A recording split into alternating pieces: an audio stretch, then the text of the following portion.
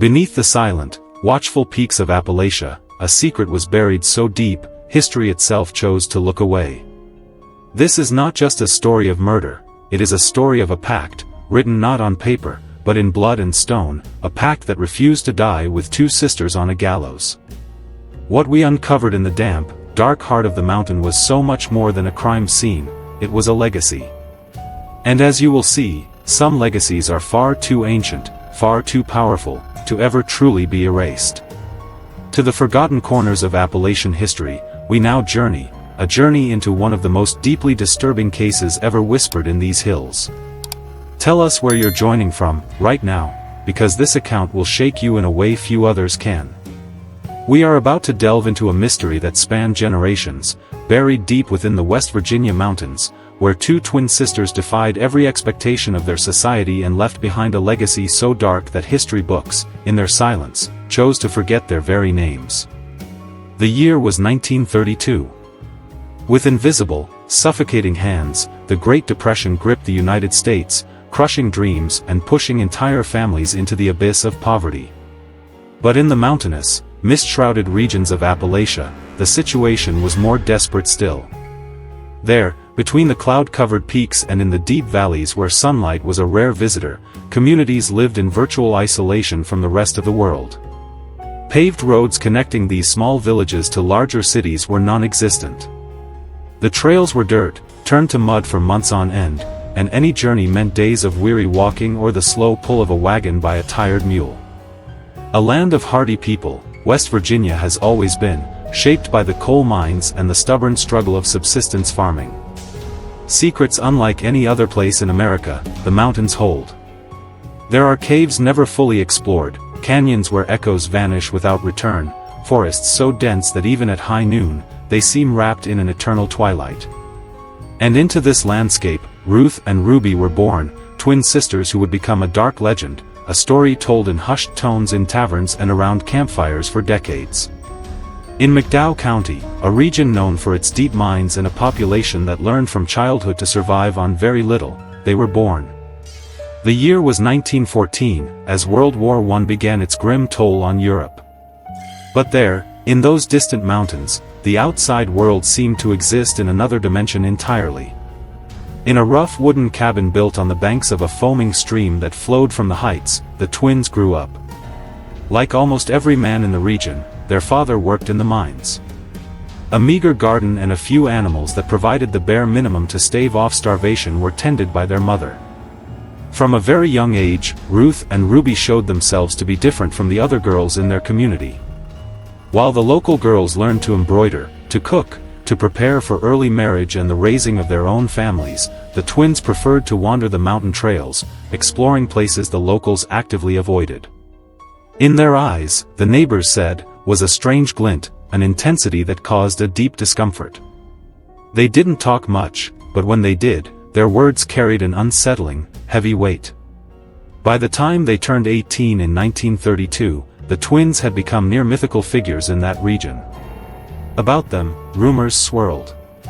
On cold winter nights, whispers spread by word of mouth. They said the twins knew every secret mountain trail, every hidden cave, every shortcut that could cut days from a journey.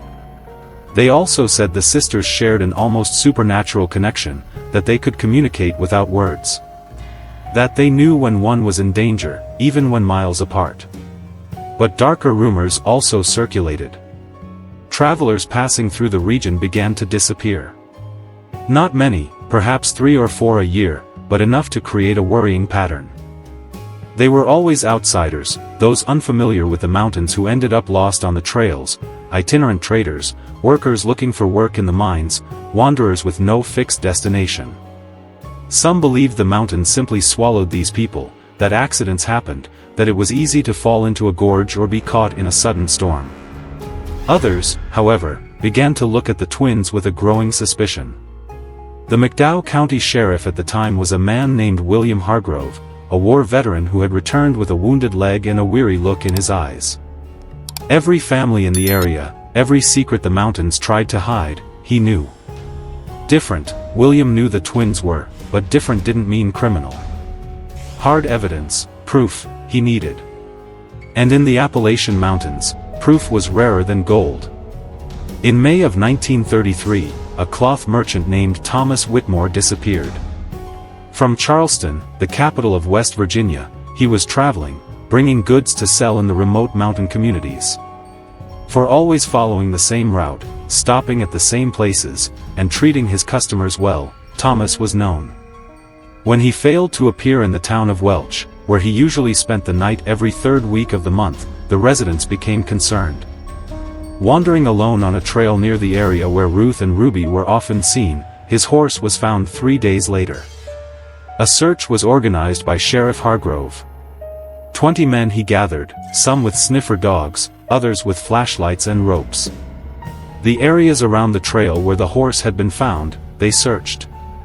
Treacherous at that time of year were the mountains, with frequent rains turning the ground into slippery mud. After 5 days of searching, some of Thomas's belongings, scattered near a rock formation known locally as Raven Rock, they found. There were shreds of torn cloth, an empty leather bag, but no sign of the traitor. It was then that someone mentioned seeing the twins in that area on the very day Thomas disappeared. The witness was a hunter named Edmund Price, a man of few words, but with a solid reputation.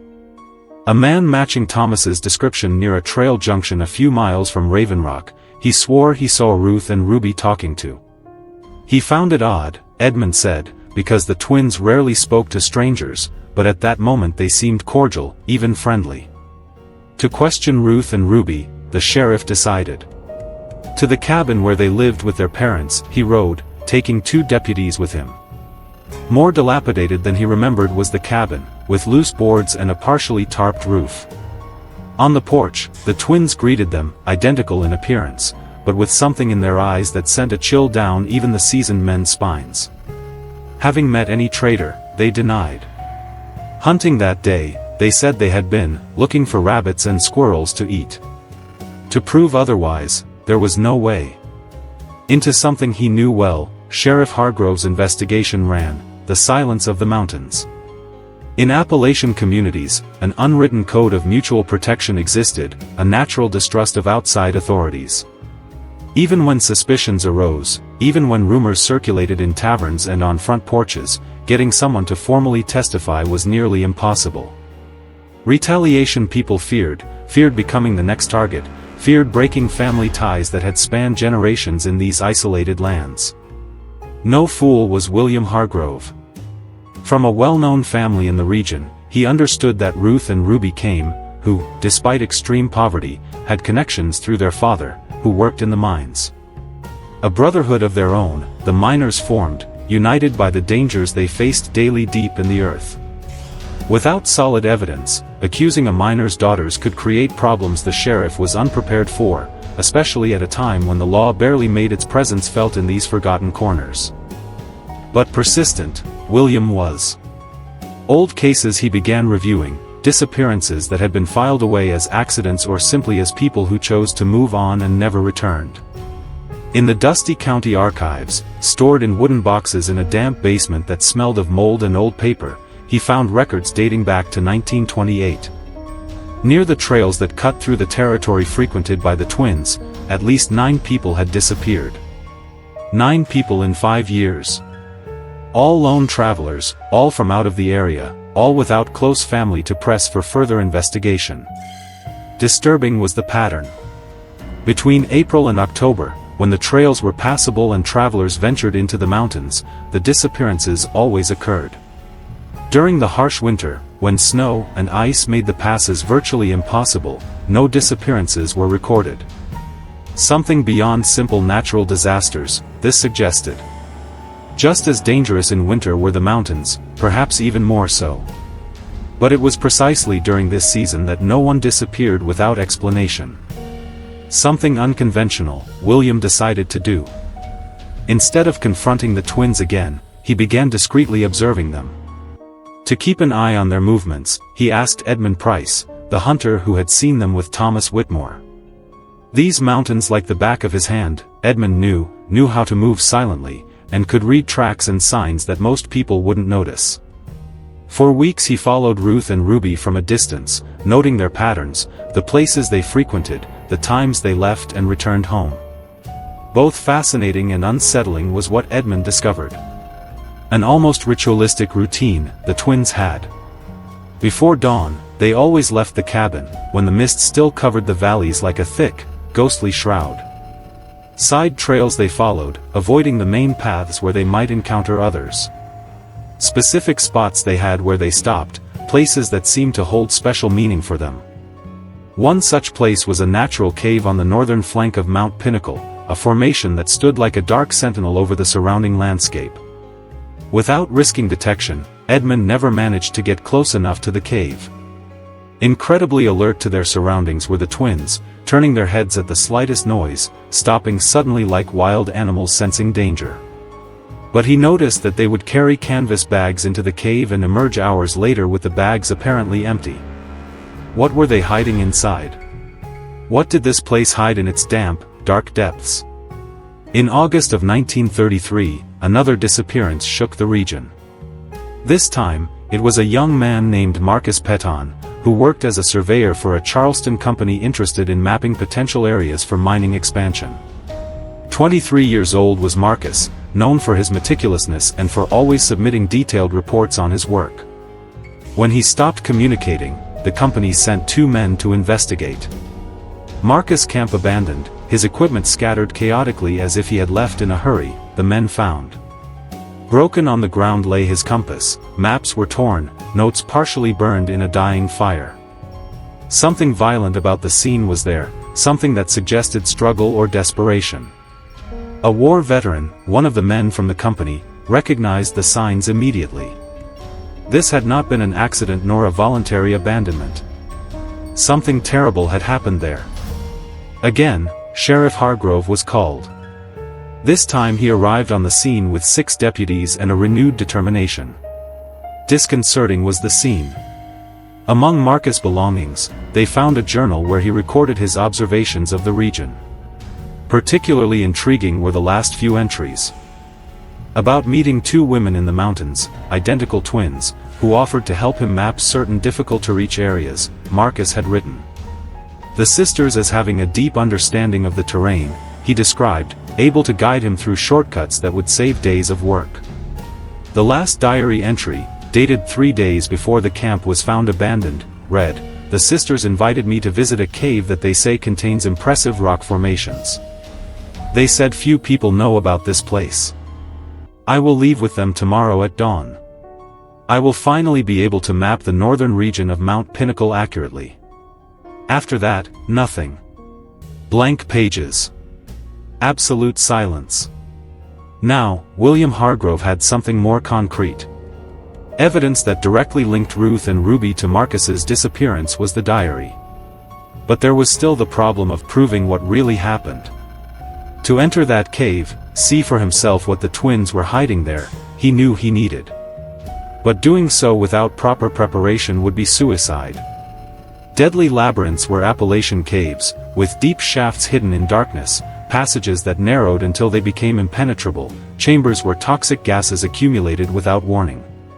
3 experienced miners, men accustomed to working underground who knew how to spot dangers and navigate safely in confined spaces, the sheriff recruited. Extra flashlights, sturdy ropes he also brought, and each man carried a gun. What they would encounter, they didn't know exactly, but they were prepared for the worst. To the cave entrance on Pinnacle Mountain, Edmund Price would guide them, using his detailed knowledge of the trails and the twins' routine. On a September morning, just as autumn was beginning to paint the leaves in shades of red and gold, they set out. Crisp was the air, almost chilly, and the morning mist created a ghostly atmosphere among the dark trunks of the oaks and pines. To Mount Pinnacle, the hike took 4 hours, climbing steep slopes where they had to hold on to roots and rocks to keep from slipping. Silent the group remained, communicating only by hand gestures, alert for any sign that the twins might be nearby. Inconspicuous was the cave entrance, partially hidden by bushes and a rock formation that created a sort of natural vestibule. Without Edmund's knowledge of where to look, it would have been easy to pass right by without noticing the dark opening that led into the bowels of the mountain. His flashlight turned on, William Hargrove motioned for the others to follow. Damp and cold was the cave's interior, with limestone walls that glowed faintly in the flashlight light. From the ceiling, drops of water fell at irregular intervals, creating a rhythmic, disturbing sound that echoed in the darkness. Slowly through the cave, the group advanced, their flashlights casting dancing shadows on the uneven stone walls. Of wet earth mixed with something else was the smell, an odor the miners recognized immediately, but chose not to name.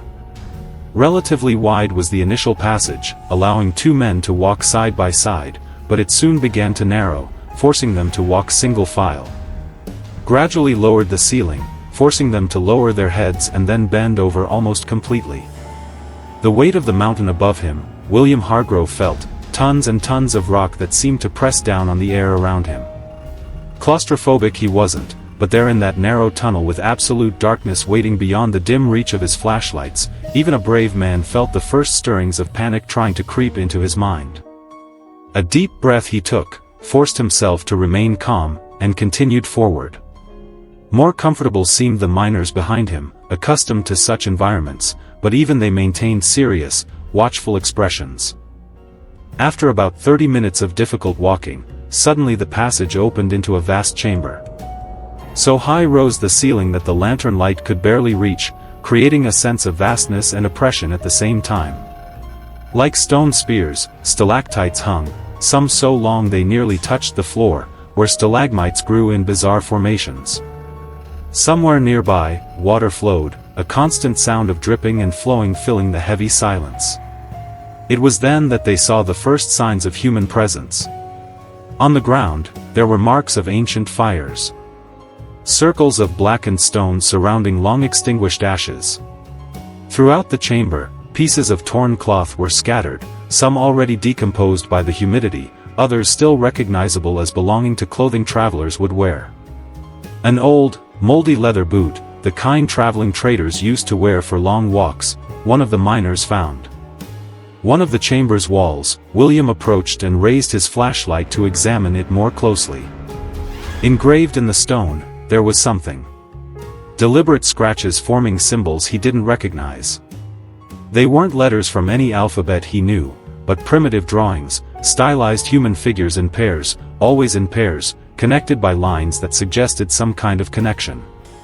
Between these figures were other symbols, shapes that seemed to represent mountains, caves, or perhaps something more abstract that escaped the comprehension of rational minds.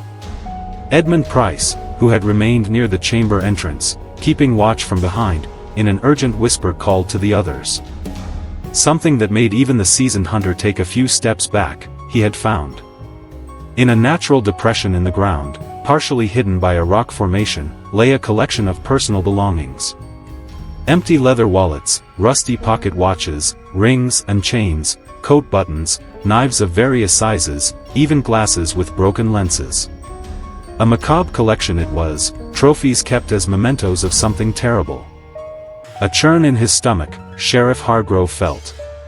Here was the physical evidence he'd been searching for, concrete evidence connecting the cave to the disappearances. But there was something even more disturbing about the discovery, the deliberate organization of the objects, the care with which they had been arranged, as if they were part of some ritual or ceremony understood only by the twins. It wasn't the chaos of a violent, uncontrolled crime, but the cold order of something planned and repeated over and over again.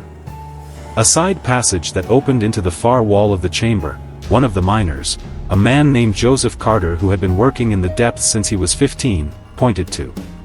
Low and narrow was the opening, barely visible in the dim light, but a noticeable draft came from it, indicating it led somewhere deeper into the mountain. Circulating air meant another exit, or at least a larger chamber beyond, Joseph said, but it also meant that any sound they made could travel through these passages and alert anyone exploring other parts of the cave system. A decision William made. In the main chamber, 2 men would remain, guarding the entrance and cataloging the evidence found. Through the side passage, he would lead Joseph and another miner to explore what lay beyond. Accompanying them, Edmund Price insisted, arguing that he knew the twins' habits better than anyone and could anticipate their movements if they appeared. The sheriff agreed, and the 4 men prepared to delve deeper into the mountain's bowels. Narrow was the side passage, forcing them to crawl in some sections, pushing their flashlights ahead and pulling themselves up with their elbows over the damp, rough stone. Thinner grew the air the farther they went, and everyone began to feel a growing pressure in their ears. They were descending, likely following a natural fault that cut through the mountain at a downward angle, Joseph explained in whispers. To beware of gases, which in deep caves could build up without warning and kill a man in minutes, he warned them. After an eternity of crawling in the dark, finally the passage opened into another chamber, smaller than the first, but with distinctly different characteristics. More uneven was the floor here, covered in loose boulders that made balance difficult. But what caught their attention most was what they found in the center of the chamber. A structure made by human hands. A sort of altar built of carefully stacked stones forming a raised platform approximately 3 feet high. On the altar lay more objects, but these were different from the trophies found in the previous chamber. Here were arranged scraps of stained cloth, small bones that appeared to be from animals, twisted branches arranged in geometric patterns, and in the center of it all a dark leather-bound book so old the pages seemed ready to fall apart at the slightest touch. With extreme care, William Hargrove picked up the book, holding it like a bomb about to explode. In faded ink and elaborate handwriting that ranged from legible to completely incomprehensible, the book's pages were covered. There were passages in English, but also passages in other languages William didn't recognize. The margins were filled with drawings, detailed illustrations of human figures, always in pairs, always twins, surrounded by symbols that echoed those engraved on the walls of the first chamber. What appeared to be records, dates written alongside names and brief descriptions, some pages contained. With trembling hands, William leafed through the book, searching for something that made sense, something he could use as comprehensible evidence in court. A page dated 1928 with a name he recognized, he found. Henry Aldridge, a hardware salesman who had disappeared that year. Beside the name was a brief note, taken to sanctuary. The mountain accepts. We are keepers of the covenant. Other pages contained names corresponding to disappearances William had investigated in the county archives. Marcus Peton was there, dated August 1933, with the note, "What maps will be mapped? The mountain claims its secrets." The altar more closely, Joseph Carter, examining, found something hidden in a crevice between the stones. A smaller, more recent journal with a still relatively new leather cover, it was. To the sheriff, he handed it, who opened it with renewed caution. Different was this journal, written clearly in modern English, with handwriting that alternated between two subtly different versions of the same hand. That each twin wrote on alternate days, keeping a shared record of their thoughts and actions, William realized. In their superficial normality, the most recent entries were disturbing. About the weather, about plants she'd encountered on the trails, about a deer she'd seen drinking from a stream at dawn, Ruth had written.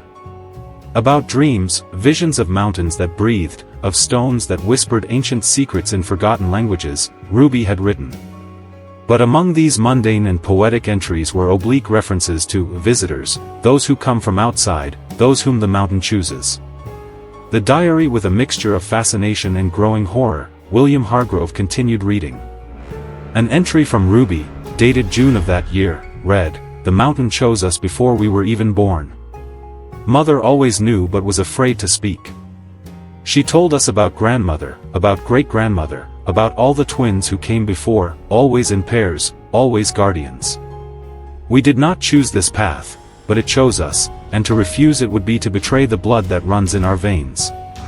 Something far beyond isolated crimes, this suggested, something that spanned generations, a dark tradition passed from mother to daughter across decades or perhaps centuries." Restless was Edmund Price, pacing back and forth across the chamber, constantly glancing back at the passage they had entered. The twins knew these caves visited regularly, they could appear at any moment, he knew. If they were surprised here in this stone labyrinth, where Ruth and Ruby had every advantage of intimate knowledge of the terrain, the consequences could be catastrophic. That they take the diaries and other items as evidence and leave immediately, he quietly suggested.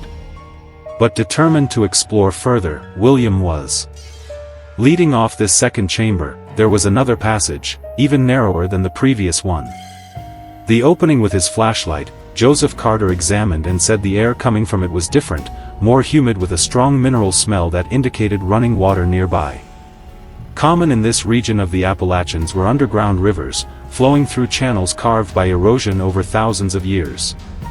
In springs on the surface, some of these rivers emerged into deep sinkholes, others disappeared, never to be seen again. Against Edmund's advice, the group decided to press on. So narrow was the passage that they had to take off their coats and leave them behind, crawling on their bellies over the cold, wet stone. A claustrophobic effect of light and shadow that played with depth perception, making it seem as if the walls were closing in on them, their lanterns created. Louder grew the sound of rushing water, a muffled roar reverberating through the solid rock. When they finally emerged into the third chamber, the spectacle that awaited them was both beautiful and terrifying. Through the cavern from one side to the other, an underground river cut, its black, swift waters flowing forcefully through a channel carved into the rock. Vast was the chamber, its ceiling disappearing into darkness beyond the reach of their flashlights. Like stone curtains, giant stalactites hung, and the sound of the water created a deafening symphony of echoes and resonances. But it wasn't the river or the rock formations that took the four men's breath away. On the opposite bank of the river, partially visible in the dim light of their flashlights, stood a structure that was clearly not natural. Like some kind of construction of stacked stones forming low walls that enclosed a rectangular space, it looked. Within this space, even from a distance, it was possible to see stomach-churning shapes. Shapes that were once human, but that time and the cave's conditions had transformed into something almost unrecognizable. With his experience in subterranean environments, Joseph Carter quickly assessed the situation. Too deep and swift to swim across was the river, and there was no visible bridge or passage. But he noticed that higher up, where the chamber narrowed, large rocks formed a sort of irregular path across the current. Dangerous it would be. From the constant humidity, the rock was slippery, and a fall into those icy waters would mean certain death, swept by the current into the unknown depths of the mountain. He had to reach that structure, had to see for himself what was truly there, William Hargrove knew. To the surface and mount a proper investigation based solely on guesswork and distant glimpses, he couldn't return. Carefully toward the rocks crossing the river, the sheriff began moving, testing each step before transferring his weight completely. The others followed, keeping a safe distance from each other so as not to overload any individual stone. Of absolute tension, the crossing took 15 minutes. At any moment a rock could give way or a foot could slip, sending either of them tumbling into the turbulent waters. There in the middle of the crossing, deafening was the roar of the river, making any verbal communication impossible. When they finally reached the opposite bank, they were all drenched in sweat despite the intense cold of the cave, and their hands trembled not only from the temperature but also from the fear they had suppressed during the crossing. Its true macabre nature, the structure revealed up close. An area approximately 3 x 4 m, stone walls enclosed. And within this area was what could only be described as an unofficial cemetery. No coffins or headstones were there, but the remains of at least 7 people were laid out there. With disturbing care, each set of bones was arranged.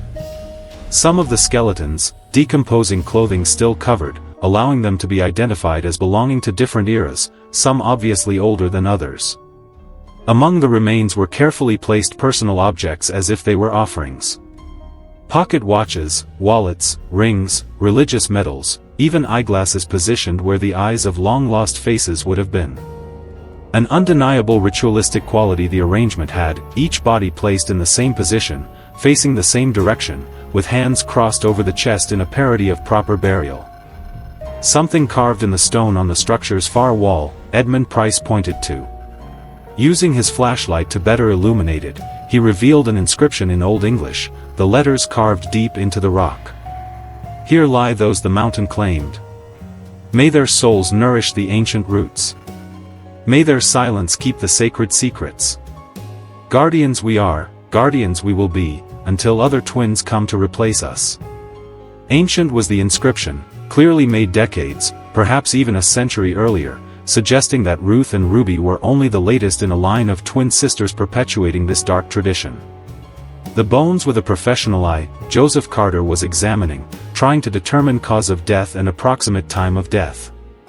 To fractures in several skulls, marks consistent with blows from heavy objects, he pointed. Signs of trauma, broken by violent force, some ribs showed. But most disturbingly, none of the bodies showed signs of having been dragged or handled carelessly. On the contrary, despite the obvious violence of their deaths, the bodies had been transported and arranged with an almost loving delicacy, as if the killers felt some kind of reverence for their victims. Mentally to catalog every detail, every piece of evidence he could use later, William Hargrove forced himself. Among the skeletons, he identified items of clothing that matched the descriptions of some of the missing: a woolen jacket with brass buttons worn by Thomas Whitmore the draper, a leather vest that had belonged to an itinerant blacksmith who disappeared in 1930, boots with distinctive markings that matched old missing persons records. But there was something else in that chamber, something that was only noticed when Edmund moved his flashlight, exploring the shadows beyond the burial structure. In the far wall, partially hidden by a formation of stalagmites, was an opening that led to a fourth passage. Unlike the others, this one appeared to have been partially worked by human hands, the edges of the opening bearing tool marks, as if someone had widened a natural crevice to create a more accessible passage. The opening and examined the markings on the stones, Joseph Carter approached. Ancient was the work, made with primitive tools, probably decades old, he said. Knowledge of stonework and had devoted considerable time to the project, whoever had carved this passage had. Large enough for a person to pass through while stooping was the opening, and from it came a draft that smelled different from the rest of the cave, an odor of earth and decaying vegetation that suggested a close connection with the surface. Before that fourth passage, the group hesitated. Deep within the cave system, far from the original entrance, they were already, and every minute they spent there increased the risk of being surprised by the twins. Visibly nervous now was Edmund Price, his hunting instincts alerting him to dangers they might not yet see or hear. That they already had enough evidence, that they should turn back while they still had the chance, he argued. But on the verge of discovering something fundamental, the final piece that would explain not only the recent crimes but the entire dark history that stretched back generations, William Hargrove sensed they were. With renewed caution, they entered the carved passage, moving. Clear signs of human intervention, the walls here showed. Smooth surfaces where the natural stone had been carved, regular notches that served as handholds and footholds in steeper sections. Gradually the passage rose, contradicting the steady descent they had experienced thus far. They were likely following an ancient access route, perhaps created by past prospectors or explorers who discovered these chambers and decided to make them more accessible, Joseph Carter explained. After about 20 minutes of ascending, the passage opened into a smaller chamber, but this one was fundamentally different from all the others. A natural formation decorated with stalactites and stalagmites it wasn't, but rather a room carved into the living rock with relatively flat walls and a low, uniform ceiling. And within that room were unmistakable signs of prolonged and recent human occupation. In a corner, blankets were rolled up. On hooks on the wall, metal pots hung. Stacked with groceries and other supplies were wooden crates. A rough table made of unfinished planks held melted candles, more leather-bound journals, and various objects that seemed to have been collected over the years. With drawings and writings, layers upon layers of marks that told a visual story of obsession and ritual, the walls were covered. The table and began examining the diaries displayed there. William approached. Older than those found in the previous chamber they were, some with leather covers so worn they crumbled to the touch. Carefully he opened one and saw that the first page was dated 1873 to 59 years earlier. Elaborate was the handwriting, the kind cultivated by educated people of the 19th century. And the text began, "My sister and I came to these mountains following the whispers of blood. Our mother taught us before she died, just as her mother taught her, going back to times long since forgotten. We are the guardians, and this is our sacred burden." Similar stories other diaries revealed, different twins at different times, all recounting versions of the same central narrative. From birth they were chosen, raised to protect some ancient secret of the mountains, taught that certain travelers needed to be taken to sacred places, where the mountain claimed them. In detail the descriptions varied, but the core remained constant through the decades. Of ancient pacts, promises made before white settlers, responsibilities inherited from the first peoples, there were mentions. Something on the walls, Edmund Price drew the others' attention to. Among the drawings and writings was a more elaborate panel, clearly created with more care and intention than the other markings. A kind of family tree it was, but rendered in a unique way. Instead of branching upward, it descended vertically, with each generation represented by a pair of connected circles symbolizing twins. At the top with symbols that were not English names, but characters that seemed to represent concepts or titles, the tree began. Moving down the wall, the symbols gradually gave way to names, Sarah and Susan, then Martha and Mary, then Elizabeth and Eleanor, and so on until reaching the bottom where it was written in still relatively fresh ink, Ruth and Ruby. The pairs of circles on the family tree, Joseph Carter counted. 17 generations represented. There were 17 sets of twins over a period that, if each generation lasted approximately 30 years, would stretch back over 500 years. This would place the origins of this tradition before European colonization of the region, perhaps even in indigenous practices that were somehow absorbed or mixed with beliefs brought by later settlers. He was dealing with something much larger and more complex than simple murder, Sheriff Hargrove realized. A tradition this was, a family cult that had persisted through centuries, adapting and surviving through social change, war, and the passage of time itself. Not simply criminals were the twins, but practitioners of something they genuinely believed to be a sacred responsibility, a duty that transcended human laws and ordinary mortality. But the reality of the victims, understanding the motivation didn't change. Men had died, families had lost loved ones, and all of this in the name of a belief that, however ancient and deep-rooted, had no place in the modern world. Clear was his obligation, William knew. Arrested, tried, and prevented from continuing that bloody tradition, Ruth and Ruby needed to be. But he also knew it wouldn't be simple. Easily they wouldn't surrender, not when they believed they were fulfilling an ancient purpose. Suddenly, for absolute silence, Edmund raised his hand. Something the others hadn't yet noticed, his trained hunter's ear had picked up. From the passage they had entered, there were sounds coming, sounds of movement, of light, but deliberate footsteps on stone. Toward them, someone was coming, someone who knew these passages perfectly and moved with the confidence of someone in familiar territory. Quickly their flashlights, the four men turned off, plunging the chamber into near darkness. From the passageway, only a faint glow came.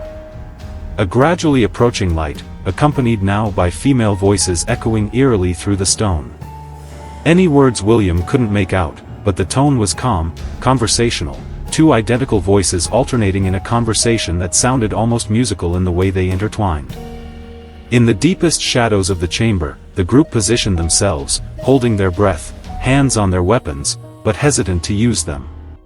In unfamiliar territory they were, in the twin sanctuary, where any confrontation would be deeply disadvantageous. Brighter grew the light in the passage, and now they could hear words clearly. About medicinal plants they had collected, about a deer they had seen near the stream, about how autumn was coming early this year. Ruth and Ruby were talking. Carrying oil lanterns that cast a flickering yellow light, the twins entered the chamber. Abruptly they stopped when they realized something was different, their sharp instincts immediately detecting signs of intrusion. To the table where William had been shuffling the diaries, where the candles were positioned slightly differently, Ruth pointed. Slowly her head, Ruby turned, scanning every corner of the chamber with eyes that seemed capable of penetrating shadows themselves. There was no point in remaining hidden, William Hargrove knew. His flashlight he turned on and stepped forward, revealing his presence. No surprise or fear showed the twins, only a kind of calm resignation, as if they had always known this moment would eventually arrive. On the ground they placed their flashlights and stood side by side, identical in posture and expression, awaiting what would come next. First, the sheriff spoke, his voice echoing strangely in the underground chamber. What they had been doing, he knew, that he had found the evidence, the bodies, the diaries, he said. With him to face justice for their crimes, they would have to return, he said. A silent communication passing between them, Ruth and Ruby exchanged glances. And then Ruby answered, her voice surprisingly soft and polite. They didn't understand, that they couldn't understand because they didn't carry the Guardian's blood, she explained. The mountains were ancient, older than any laws written by men in distant chambers, that there were pacts made when the world was young, agreements between the land and those who inhabited it, promises that transcended generations, she said. They hadn't chosen this path, but they also couldn't reject it without bringing calamity upon all who lived in those mountains, Ruth added. To the twins' words with a mixture of disbelief and profound sadness, William Hargrove listened. A pragmatic man he was, shaped by war and years of facing the harsh realities of the mountains. But even so, he sensed something genuine in their conviction. Mad in the conventional sense of the word they weren't, nor did they display the disconnect with reality he'd seen in other criminals. Instead, there was a disturbing clarity in their eyes, an unshakable certainty about their purpose that made everything even more unsettling. Remained tense, Edmund Price and the two miners, ready to act if the twins tried to flee or attack, but Ruth and Ruby showed no intention of physical resistance. That this chapter of their lives was coming to an end, they seemed to have accepted, though that didn't mean they agreed with the legitimacy of the authority the men represented. Speaking, Ruby continued, her voice maintaining that calm, almost educational tone, as if she were explaining complex concepts to people who didn't yet have the capacity to fully grasp them. The first guardian, whose true name was lost in the mists of time, had been a woman among the native people who inhabited these mountains long before European settlers arrived, she told them. During a harsh winter when the tribe was dying of hunger and disease, this woman had given birth to twins.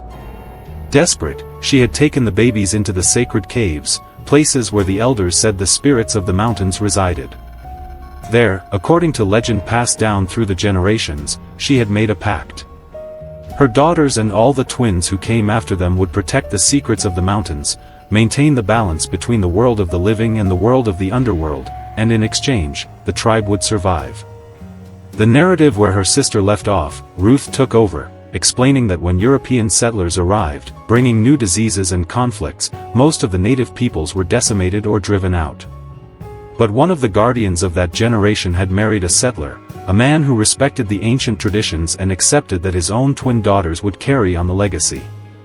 Through the centuries, the lineage persisted, sometimes through native blood, sometimes through settler families, but always maintaining the essence of the original pact.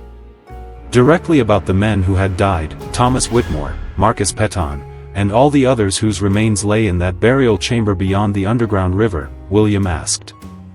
Why these specific people had been chosen, what criteria they used to decide who would live and who would die, he demanded to know.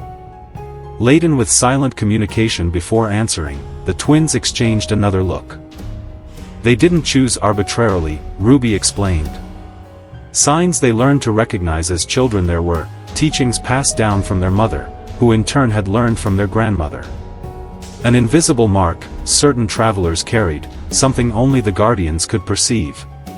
Something physical it wasn't, but rather a quality of their presence, a resonance with the mountains that indicated those people were destined to become part of the place in a deeper way. Always the mountain's own choice it was, that they merely served as intermediaries, like priestesses of a cult older than any Christian religion, Ruth added. Who had remained silent until then, Joseph Carter, finally spoke. In the mines since he was young he had worked, that he knew the depths of the earth better than most, and that he had never seen or felt anything that suggested the presence of spirits or entities demanding human sacrifice, he said. Superstition mixed with madness, to him, it was all a family tradition that should have been abandoned generations ago but persisted because each new generation of twins was indoctrinated from birth to believe an ancient lie. In a way the sheriff's accusations hadn't, Joseph's words seemed to reach Ruth.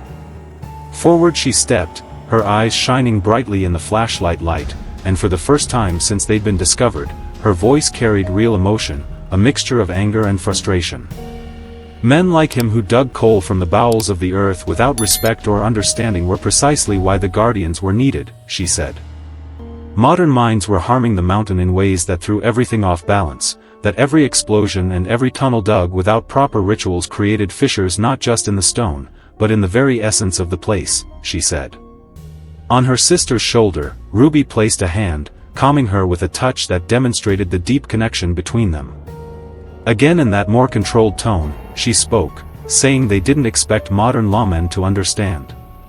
With them peacefully they would go, that they would face the judgment men considered justice, but that it wouldn't change the fundamental truth, she said. More twins would come, as they always had, because the blood of the guardians ran in more families than anyone imagined, waiting through the generations until another pair was born, destined to take up the mantle. He had to get them out of there before the situation escalated further, William Hargrove knew. To keep watch he instructed Edmund and the miners, while he himself tied the twins' hands with ropes he had brought. Without resistance, Ruth and Ruby submitted, maintaining that unsettling calm that seemed to suggest that in their minds they had already somehow won, that the outcome of their capture was irrelevant to the larger picture of centuries of tradition. Long and tense was the journey back through the caves. With an efficiency that made it obvious how much they knew about this subterranean labyrinth, the twins guided the group through the passages. They pointed out loose rocks, warned of low ceilings, and indicated the safest path through the rock formations. Something almost ironic about it there was, the prisoners helping their captors navigate their own sanctuary. When they finally emerged from the cave into the daylight, already low on the horizon was the sun, painting the sky with hues of orange and red that made the mountains appear to be on fire. So intense was the contrast between the damp darkness of the depths and the fresh air outside that it took everyone a moment to adjust their eyes and lungs. Silent remained Ruth and Ruby, gazing at the surrounding mountains as if bidding farewell to something much greater than themselves. Shocked to see the sheriff emerge with the twins tied up were the two deputies who had been guarding the cave entrance. To set up camp there, as it was already too late to begin the long trek back to town, William instructed them. Fires they lit, distributed the food they had brought, and established watch shifts for the night. Together, the twins were placed, still tied up, but they were given blankets and food rations equal to those of the men.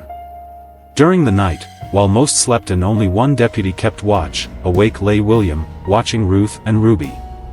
Side by side they lay, so close they seemed a single form beneath the blankets, whispering to each other in a conversation he couldn't hear. Something deeply human about that moment there was, two sisters comforting each other in the face of an uncertain future. And it made the sheriff question for the first time whether the justice he was about to administer was truly as clear-cut as he had initially believed. But then he remembered the bodies in the burial chamber, the diaries that described death after death over the decades, the families who never knew what had become of their loved ones. No matter how much the twins believed they were fulfilling some sacred purpose, no matter how genuine their conviction, the end result was suffering and death, and that, William concluded, could not be tolerated, no matter how ancient the tradition or how sincere the belief. A dense fog that covered the mountains like a white shroud, reducing visibility to just a few meters, the next morning brought. For the long trek back to civilization, the group prepared, packing their gear and ensuring the twins were safe but not too uncomfortable for the journey. With the same calm resignation, Ruth and Ruby accepted it all, as if they were participating in an inevitable ritual whose outcome was already written in the very stones of the mountains. As they descended the steep trails, constantly alert remained Edmund Price. These mountains better than anyone in the group, except perhaps the twins themselves, he knew, and knew there were countless places where an ambush could occur. Not that he expected Ruth and Ruby to have accomplices, but there was something about their calm that made him uneasy, a sense that events were unfolding according to some plan he couldn't quite grasp. 2 full days the trek took. Near a stream, where the sound of running water created a constant melody that both soothed and disturbed, they spent the second night in a clearing. Inseparable remained the twins, sitting together even when eating or when allowed to attend to personal needs under discreet supervision. That they barely spoke anymore, William noticed, communicating mostly through glances and small gestures that demonstrated a connection beyond what ordinary sisters shared. When they finally arrived in the town of Welch, the county seat of McDowell County, an immediate commotion they caused. Slowly in those mountains news traveled, but rumors about the twins and their disappearances had circulated for years. Bound by Sheriff Hargrove, seeing Ruth and Ruby being led away confirmed suspicions many had but few dared voice. In the streets, residents gathered, some with expressions of vengeful satisfaction, others with morbid curiosity, and a few with something that resembled pity or even fear. Directly to the small police station, a brick building that also served as a courthouse and city hall, the sheriff took the twins. Only 3 cells there were, and he placed Ruth and Ruby together in the largest one, knowing that separating them would be not only cruel but probably futile given the mental state they both seemed to share. To keep constant watch over them, he assigned guards, instructing that no visitors would be allowed until he could properly organize the upcoming legal proceedings. A whirlwind of activity, the following days were: reviewing all the evidence collected, cataloging the diaries, listing the names of identifiable victims, and preparing the case he would present to the district attorney. William Hargrove spent hours.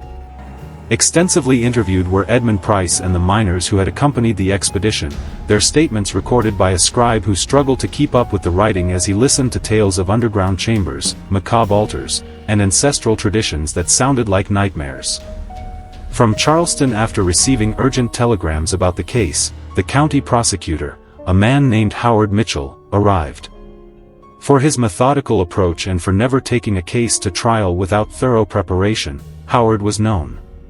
When he saw the extent of the evidence gathered by Sheriff Hargrove, his normally impassive face showed genuine shock.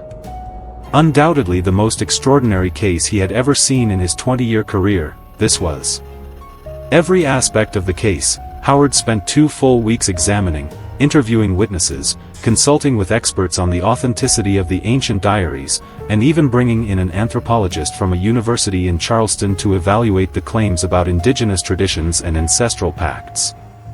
By the findings fascinated, but also cautious, the anthropologist, a middle-aged professor named Dr. Samuel Witt, was explaining that while there was historical precedent for ritualistic practices in various cultures, nothing justified homicide in modern society. Throughout this time, in their cell, Ruth and Ruby remained, receiving 3 meals a day and proper treatment, but maintaining near silence. When directly questioned they responded, but their responses were minimal, devoid of emotion. That they would spend hours simply sitting side by side, holding hands, staring out the small cell window that offered a distant view of the mountains that had been their domain, guards reported. In the 3rd week of detention, a disturbing incident occurred. One of the night guards, a young man named Peter Walsh, suddenly fell ill during his shift.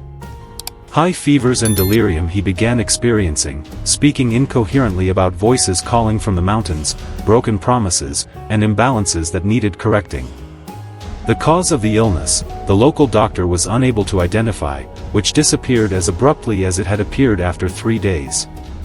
To continue working as a guard at the police station, Peter refused, claiming he could no longer enter the building without feeling inexplicable fear. Among the town's more superstitious residents, rumors began to circulate. That the twins possessed powers beyond common comprehension, that they could curse those who kept them imprisoned, that the mountains themselves were angry at the breaking of ancient traditions, they said. Such rumors, Sheriff Hargrove did his best to debunk.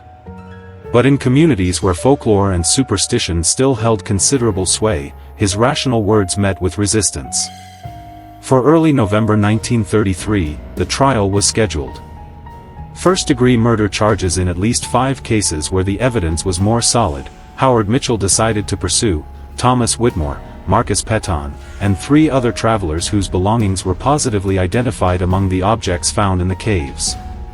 For the other, older cases where identification was more difficult and the evidence was circumstantial, he planned separate trials if he secured convictions in the first. Extremely difficult proved finding an impartial jury. Some version of the rumors about the twins, nearly everyone in the county had heard, and many had formed opinions even before hearing the formal evidence. The case, a veteran named Thaddeus Blackwood, overseeing, ended up summoning judges from neighboring counties, men who had less emotional connection to the events and could theoretically judge based solely on the facts presented. A crowd that completely filled the small courtroom and spilled onto the streets outside, the first day of the trial drew. From as far away as Charleston and even from other states, journalists came, fascinated by the case that blended violent crimes with elements of folklore and ancestral traditions. When Ruth and Ruby were brought into the courtroom, a complete hush fell over the crowd. Simple but clean dresses provided by the county, the twins wore, and their expressions remained serene and distant. Over 3 days, Prosecutor Mitchell meticulously presented his case. The diaries he showed, read excerpts documenting disappearances, presented personal items recovered from the caves, and called witnesses who identified these items as belonging to people who had disappeared. About seeing the twins with Thomas Whitmore shortly before their disappearance, Edmund Price testified. The discovery of the burial chamber and the ritually arranged human remains, the miners described. By a court-appointed attorney named Charles Donovan, who typically handled property disputes and minor civil cases, the twins' defense was taken over. Clearly out of his depth was Charles, but he did the best he could with an impossible situation. The evidence was all circumstantial, that no one had actually seen the twins commit any violent acts, and that the bodies found in the caves could have gotten there by other means, he argued. But when Prosecutor Mitchell asked if he would call the defendants themselves to testify, Charles's strategy fell apart. The right to remain silent they had, but if they chose to speak, they would have to answer under oath. With Ruth and Ruby during a recess, Charles consulted, and when he returned, he announced that yes, they would testify.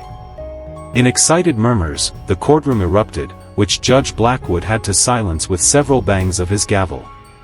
The first to take the witness stand was Ruth. With a quiet grace that seemed oddly out of place in the somber courtroom, she walked, sat with her hands folded in her lap, and fixed her gaze directly on Prosecutor Mitchell as he approached. Something in that look there was that made even the seasoned man hesitate for a brief moment before beginning his cross-examination. So silent was the room that the sound of a fly hitting the window seemed deafening. With basic questions, Mitchell began, establishing identity and residence, laying a foundation before moving on to more substantive questions. Clearly and firmly without showing nervousness or evasion, Ruth answered. When he finally asked her directly if she knew Thomas Whitmore, without hesitation she answered. Yes, she had. Yes, she and her sister had spoken with him on the trail near Raven Rock. Yes, they had invited him to accompany them to a special place in the mountains. The prosecutor was taken by surprise by the directness of their answers. Denials, evasions, perhaps even defiant silence he expected. Instead, with disconcerting honesty, Ruth confirmed every fact. What had happened after Thomas agreed to accompany them, Mitchell asked. In the same calm, emotionless voice, Ruth explained that they had led him along trails known only to the guardians until they reached the cave entrance on Pinnacle Mountain. How they entered the darkness of the depths, how she showed Thomas the natural wonders of the underground chambers, the stone formations that took millennia to form, she described. Amazed he was, jotting notes in a small notebook he carried, asking questions about the geology of the place, she said. And then when they reached the chamber beyond the underground river, when he saw the stone structure and the remains arranged there, from wonder to horror, his expression changed. Thomas tried to escape, Ruth said, but the passages were confusing to those unfamiliar with them, and in the near-total darkness, he quickly became lost. With the patience of those who know every detour, every dead end, she and Ruby followed him, not in a hurry, but eventually, in a narrow passage with nowhere to go, he found himself cornered. It was there, in that eerily calm voice, Ruth said, that the pact was fulfilled. The violence of the act itself she didn't go into graphic detail, didn't describe, but made it clear that it was quick and that Thomas didn't suffer unnecessarily. In utter shock, the courtroom was. Like waves, murmurs spread, and repeatedly Judge Blackwood had to bang his gavel to restore order. Recovering from his own surprise, Prosecutor Mitchell pressed for more details. Why Thomas specifically? What marked him as someone the mountain had claimed? Something she and Ruby felt, a realization that couldn't easily be translated into words ordinary people would understand, Ruth explained. How certain people emanated a specific resonance, as if their own souls were calling to the depths of the earth, she spoke of. Caught between two worlds, these people were, not entirely belonging to the noisy, chaotic surface of modern civilization, but rather destined to become a permanent part of the ancient mountains, she said. To recognize these souls and help them complete their journey, even if the people themselves did not understand their destiny, was the guardian's role. Then about the others, about Marcus Petton and the others, Mitchell asked. Each case the prosecutor mentioned, Ruth confirmed, giving enough detail to leave no doubt about her direct involvement. With a strange kind of reverence, she spoke of each victim, as if describing willing participants in sacred ceremonies rather than people who were tricked and killed. When Mitchell finally finished his cross-examination, seeming almost exhausted by the surreal intensity of the testimony, it was the defense attorney's turn to try to mitigate the damage. With visible reluctance, Charles Donovan approached the witness stand. That Ruth had been indoctrinated since childhood, that she genuinely believed she was fulfilling a sacred duty, and therefore could not be held fully responsible for her actions, he attempted to establish. To his questions patiently, Ruth listened, but her answers did not help the defense. That she fully understood that her actions were considered crimes by human law, but that there were older, more fundamental laws she chose to obey, she made it clear. If she felt remorse for the deaths, when Charles asked, finally some emotion other than that distant serenity, Ruth showed. Directly at the jury she looked, and her eyes shone with something that could be interpreted as sadness or perhaps frustration. Sadness at the necessity of what she did. She felt that each life taken to the depths weighed heavily on her and her sister, but remorse in the sense of believing her actions were wrong? No, she believed she had done exactly what needed to be done, she said. Next, Ruby testified, and her answers echoed her sister's almost perfectly. The same voice telling the same story with only slight variations in emphasis or detail, it was like hearing. Everything Ruth had said, she confirmed, added a few observations of her own about the history of the Guardians and the antiquity of the pact, and maintained that same preternatural calm that seemed to defy the very gravity of the situation. Into expressions of emotion or remorse, when the prosecutor tried to draw her, she simply replied that ordinary human emotions did not apply to responsibilities that transcended the individual. In a way no physical evidence could have, the twins' testimony sealed their fate. Without coercion, without attempting to minimize or deny their actions, they had confessed completely. On how to consider the evidence, on the legal definition of sanity and criminal responsibility, and on how religious or spiritual beliefs were not a valid defense to murder, the jury received instructions from Judge Blackwood. Less than 4 hours lasted the jury's deliberations. That cold November afternoon, when they returned to the courtroom, their faces bore the weight of the decision they had made. A middle-aged farmer from a neighboring county, the speaker, stood and in a firm but not triumphant voice announced the verdict, guilty of first-degree murder in all 5 cases. In mixed reactions, the crowd in the courtroom erupted, some applauding, others in shocked silence, and a few weeping for reasons perhaps even they themselves didn't fully understand. Without any visible reaction, Ruth and Ruby received the verdict.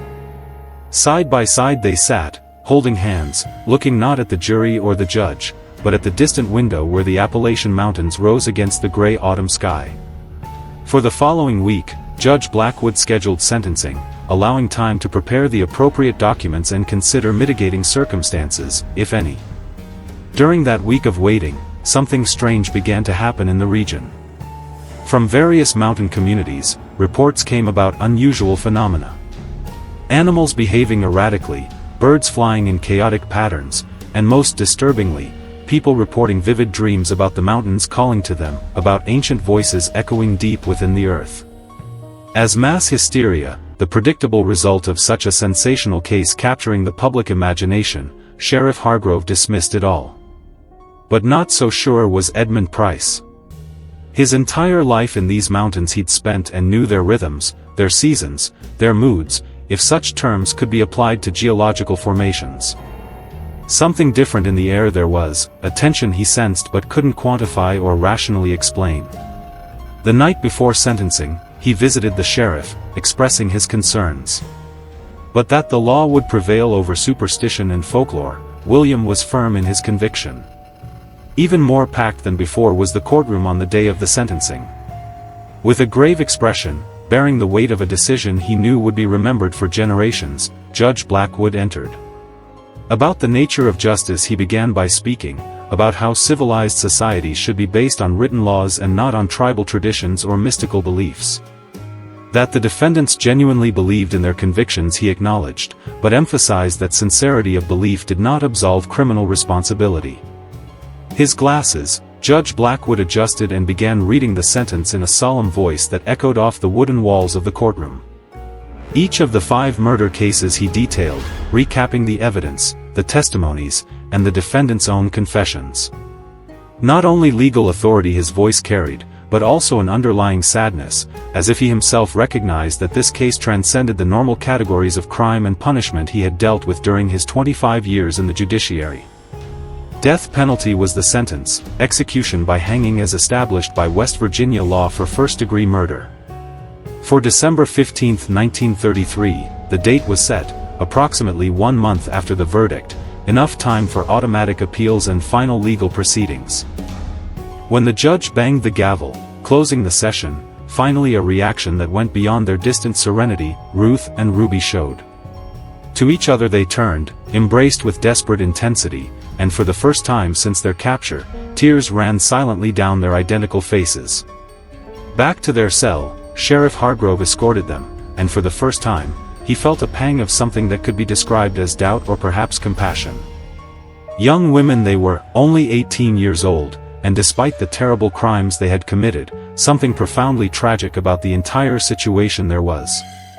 To be born twins into a family that carried on this macabre tradition, they had not chosen. From the first moment of consciousness, they were shaped and directed toward a path that would inevitably lead to this outcome. Over the following weeks, legal appeals were attempted.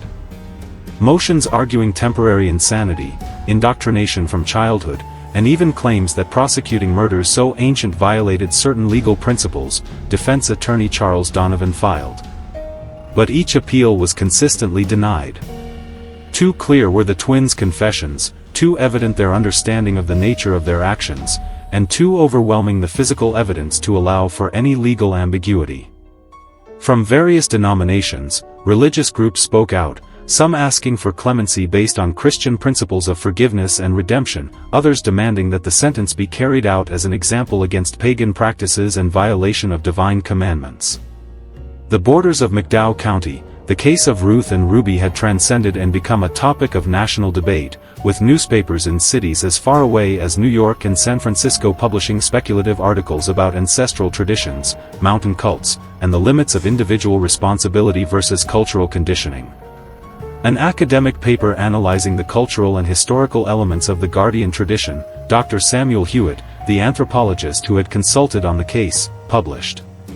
Parallels with practices from various Native American cultures he drew, explored concepts of sacred places and spiritual territories, and argued that while the twins' actions were arguably criminal by modern standards, they also represented a rare phenomenon of cultural continuity spanning centuries of dramatic social change. In academic circles, his paper generated controversy, with some colleagues accusing him of romanticizing homicidal behavior. In contemplative stillness, Ruth and Ruby spent their final days inside the cell. Paper and ink they were allowed, and extensively they wrote, documenting not only their own experiences but also everything they remembered of the teachings passed down from their mother and grandmother. As evidence, these writings would eventually be confiscated and filed in the county records, where they would remain sealed for decades, accessible only to authorized researchers. Only once, the twins' mother, a woman in her 40s named Sarah, visited her daughters. Supervised by guards and limited to 30 minutes was the visit. That Sarah cried uncontrollably throughout the visit, hugging her daughters through the cell bars, whispering words no one else could hear, witnesses reported. When she emerged, she appeared to have aged 10 years in half an hour. With anguish that went beyond simple maternal loss, her face was etched. 3 months later she died, some say of a broken heart, though the medical certificate listed pneumonia as the official cause. Never came to visit them, the twins' father, the miner who had worked deep underground his entire adult life. Immediately after the verdict, he left McDowell County, moving to another state where no one knew his story. That he had always known about the guardian tradition but chose to ignore it, hoping it would simply disappear if not recognized, some said. That he genuinely knew nothing, that Sarah had kept the ancestral secrets hidden until her daughters were old enough to be initiated, others claimed. The week before their execution, Edmund Price visited the twins. Why he felt the need to do so, he wasn't sure, perhaps seeking some kind of closure, some final understanding that could make sense of everything he'd witnessed. With that uncanny courtesy that characterized all their interactions, as if they were hosts receiving a guest under perfectly normal circumstances, Ruth and Ruby welcomed him. If they were afraid of their approaching deaths, Edmund asked them. That they didn't fear the end of their physical lives, that in fact there was a kind of relief in knowing they would soon be reunited with all the guardians who came before, that their souls would return to the mountains they had always loved, Ruby replied. Something that sent a chill down Edmund's spine, Ruth added. That other twins had already been born somewhere in those mountains, perhaps still babies, perhaps not yet aware of their fate, but that the guardian's blood was patient and inevitable, she said. The last few nights before the execution, Sheriff Hargrove spent, reviewing all the case files, searching for anything he might have missed, any clues that might lead to others involved or more unidentified victims. In the older journals, he found mention of a location called the First Sanctuary, distinct from the chambers they had explored, described as the place where the original pact was sealed. But where this place was, there was no clear indication. And with Ruth and Ruby about to be executed, knowledge of that location would die with them. The night before the execution, a massive storm hit the Appalachian Mountains. Howling winds ripped branches from the trees. Between the peaks like ancient war drums, thunder echoed, and lightning lit up the sky in spectacular displays some older residents said they hadn't seen in 50 years. Power, the police station lost, forcing the use of oil lanterns that cast dancing shadows on the walls, giving the building an atmosphere more suited to the 19th century than the modern year of 1933. Awake, Ruth and Ruby spent that last night, sitting side by side on the narrow bed in their cell, quietly singing a song no one recognized. In English the words weren't, perhaps not even in any language still spoken, but the melody had a hypnotic, melancholic quality that filled the guards with an inexplicable sadness. One of them, a religious man named Thomas Green, would later swear that during that chant, he briefly saw the walls of the police station disappear, replaced by visions of ancient mountains beneath dimmed stars. When dawn finally arrived, the storm had passed, leaving behind a sky so clear and impossibly blue, and air so crystal clear that the distant mountain seemed only steps away. Cold and silent, December 15, 1933, dawned, as if even the birds knew something significant was about to happen. For 10 o'clock in the morning in the courtyard behind the courthouse, where a wooden platform had been built specifically for that purpose, the execution was scheduled. In the early morning hours, a crowd began gathering, people coming from all corners of McDowell County and beyond. Some driven by morbid curiosity, others by a sense of justice finally being served, and a few for reasons even they themselves couldn't fully articulate. A security cordon around the execution platform, Sheriff Hargrove had organized, deputies positioned to maintain order and prevent any attempts at interference, though no one really expected anyone to try to rescue the condemned women. At 9:45 in the morning, Ruth and Ruby were brought from their cell. Simple gray cotton dresses provided by the county they wore, and their identical hair was braided to their shoulders. In front of them, their hands were tied, but with dignity and without resistance they walked. As serene as they had been since their capture, their faces. When they emerged into the courtyard and saw the wooden platform with its two ropes swaying gently in the cool morning breeze, no visible fear they showed, only the calm resignation that had become their hallmark. The local reverend, a man named Joshua Winters, approached them, offering final prayers and the possibility of confession and repentance before God. Politely, Ruth and Ruby listened. But when he finished, softly but firmly Ruby said that they had already offered their own prayers to the powers they recognized, that their spirits were at peace with what was about to happen, and that they sought no forgiveness from any god introduced by European colonizers. Back, the Reverend stepped, visibly disturbed, making the sign of the cross repeatedly as if to ward off evil influences. A man brought from Charleston, the executioner was someone with no connections to the local community, trained in the proper procedure to ensure a quick death and minimize suffering. The ropes he checked, adjusted the knots, and prepared the black hoods that would be placed over the condemned women's heads. Mechanical were his movements, professional, devoid of personal emotion.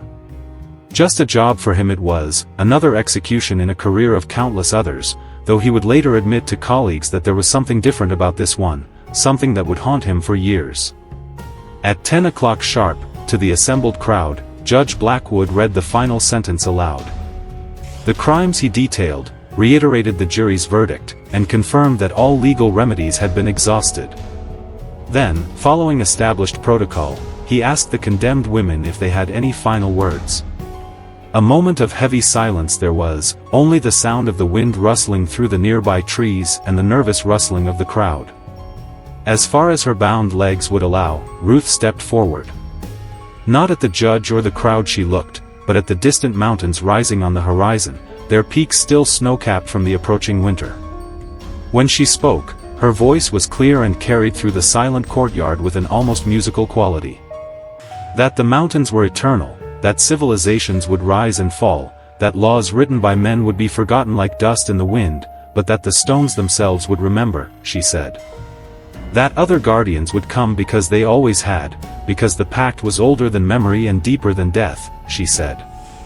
Then spoke Ruby, her voice perfectly echoing her sister's, as if they were a single voice split between two bodies. That they held no grudge against those who judged and sentenced them, that they understood that each followed their own truths, she said. But she also warned that removing the guardians without understanding their purpose would be like ripping a cornerstone from an arch, and that eventually the structure they supported would begin to crumble in ways no one could foresee. A prophetic quality her words had that made many in the crowd shift uncomfortably. Then, in a gesture no one expected, the two sisters began to sing. The same song they had sung during the stormy night it was, that melody in an unknown language that seemed ancient beyond all historical measure. Perfectly their voices intertwined, creating harmonies that made the skin crawl and the eyes water for no apparent reason. As the executioner placed the black hoods over their heads, adjusted the ropes around their necks, and checked every detail one last time, the singing continued. From his position beside the platform, Sheriff Hargrove watched, his face a carefully controlled mask that hid the maelstrom of conflicting emotions swirling within him. To this case he had devoted months, pursuing these women through treacherous caves, gathering irrefutable evidence of their crimes. In justice, in the law, in the need for a civilized society to punish those who kill, he believed. But as he watched these two young women about to die, he couldn't help but wonder if something fundamental was being lost, some knowledge or understanding that modern humanity simply no longer had the capacity to process. The lever that would release the trap doors beneath the condemned women's feet, the executioner positioned his hand on. For Judge Blackwood's signal, which came in the form of a solemn nod, he waited. To a crescendo, the twins' chanting reached, their voices rising in unison to a high, sustained note that seemed to vibrate the air itself, and then the lever was pulled. With a creaking sound, the trap doors opened, and simultaneously, Ruth and Ruby fell. Absolute and suffocating was the silence that followed. Its collective breath, the crowd held, watching the bodies slowly sway, the final movements gradually ceasing. After 5 minutes, the official doctor ascended the platform, verified the absence of pulses in both women, and declared the executions complete at 7 minutes past 10. But even as he made his official pronouncement, many in the crowd later swore they heard something, a distant echo of that chant continuing, coming from the surrounding mountains, as if the stones themselves had learned the melody and refused to let it die. Removed and buried in a discreet corner of the county cemetery were the bodies, with no markers or elaborate headstones, just two simple wooden crosses bearing names and dates. That might become a focus of pilgrimage or veneration. It was best not to create any kind of memorial, officials decided. But futile this precaution proved because within weeks, people began reporting seeing wild flowers growing over the graves, varieties that were not native to the area and that no one admitted to having planted. In his position for another 12 years, Sheriff Hargrove remained, retiring in 1945 after the end of World War II. About the twins' case after their execution, he never spoke publicly, refusing to give interviews to interested journalists or researchers. But that William would occasionally return to the Pinnacle Caves alone, perhaps seeking some kind of understanding or closure that legal justice could never provide. Edmund Price, who remained a close friend until the end, recounted. Hunting and exploring those mountains well into old age, Edmund himself continued, but that particular cave system where the twins kept their sacred chambers, he never again entered. That the place had changed somehow, that there was a quality in the air around the entrance that made even a man without superstitions feel like he was trespassing, he claimed. Similar feelings, other hunters and explorers reported, and gradually that area of Mount Pinnacle became unofficially off-limits, a place locals simply avoided without the need for signs or physical barriers. In the years that followed, occasional rumors surfaced of new disappearances in the Appalachian Mountains, travelers who hit the trails and were never seen again. Genuine accidents, people who got lost and succumbed to the elements, even some who simply decided to disappear and start new lives elsewhere. Some of these cases had mundane explanations. But some cases remained unexplained, exhibiting familiar patterns that made older people who remembered the twins wonder if Ruth and Ruby were right, if other guardians had truly emerged to carry on the ancient tradition. In the county archives, the diaries and other artifacts collected from the caves were sealed, accessible only with specific judicial authorization. When they were finally opened for academic research in the 1980s, they generated renewed interest from anthropologists, historians, and folklorists, fascinated by the unique blend of indigenous traditions, colonial beliefs, and geographic isolation that produced this extraordinary family cult. But because critical knowledge died with Ruth and Ruby on that cold December day, many questions remained unanswered. As they always have, the Appalachian Mountains continue to rise, indifferent to the petty human dramas unfolding on their slopes. In depths never fully explored, their caves still hide secrets. In languages few living can understand, their forests still whisper stories. And on silent nights when the wind blows from a certain direction, people living in the communities surrounding Mount Pinnacle sometimes report hearing something that sounds like distant singing, two identical voices intertwined in an ancient melody that makes the heart ache with longing for something they never knew they had lost. A disturbing reminder that there are more layers to the human experience than our comfortable modern categories of right and wrong can capture. The story of Ruth and Ruby, the Appalachian twins too evil for history books to fully tell, remains. Murderers they were, that much is undeniable.